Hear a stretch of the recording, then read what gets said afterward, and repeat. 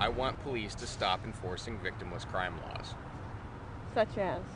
Well, such as this. You know, it's a victimless crime to be in a park at the wrong time. Now, if they want to arrest somebody for vandalizing or for breaking a window or something like that, then that's not what I'm objecting to. That's fine. This is hurting people just because they're walking through the park at the wrong time.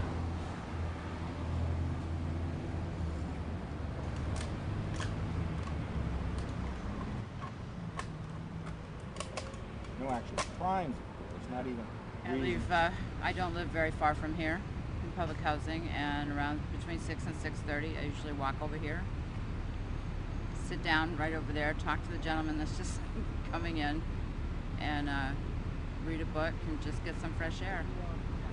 Do the police ever tell you you can't be in the park? No, I've never been bothered by the police. We're just here about half an hour before the Manchester curfew ends, so technically this is illegal right now.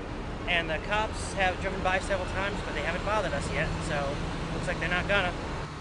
No, they're taking part in a protest about the park curfew. So here they're not supposed to be here because there's a park curfew. Oh, beautiful.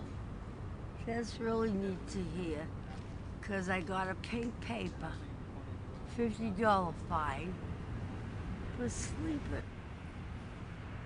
It was from one bench to the other, lounging in the park, they call it, in the daytime. In the daytime. Lounging in the park.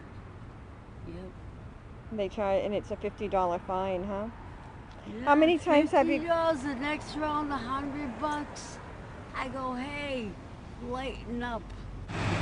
This is a story of civil disobedience, as these puppet shows always are.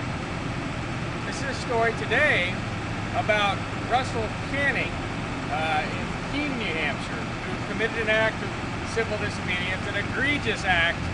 He entered an IRS office in Keene and attempted to hand a piece of paper to the workers inside the IRS office, urging them to quit their jobs.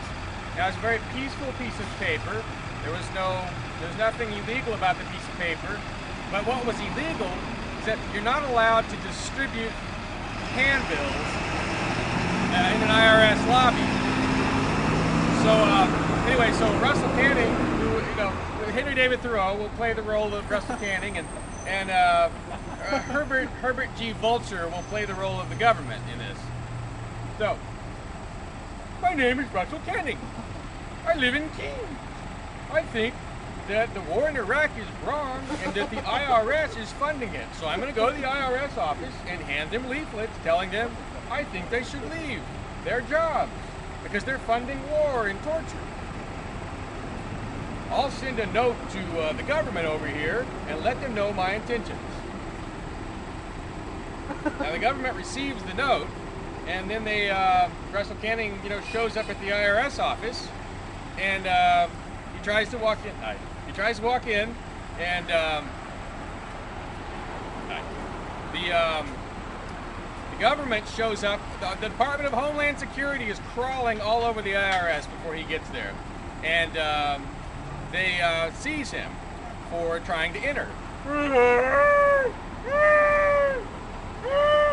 And they grab him and they put him in jail because he refuses to back down. He's going to hand those leaflets to those IRS workers or he's going to get arrested. Well, they choose to arrest him.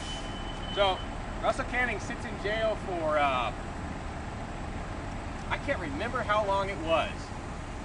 He wouldn't sign their paperwork. He wouldn't do anything they told him.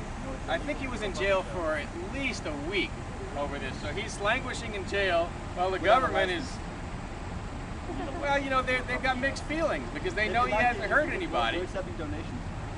And they know that he's not a threat. So eventually, Russell Canning gets out of jail and goes home to a hero's welcome. And he inspired 3 other people over time to go out and do the same thing. So the arrest of Russell Canning triggered 3 more people like Russell Canning to go out and leaflet inside IRS offices. So that's the story of Russell Canning's civil disobedience.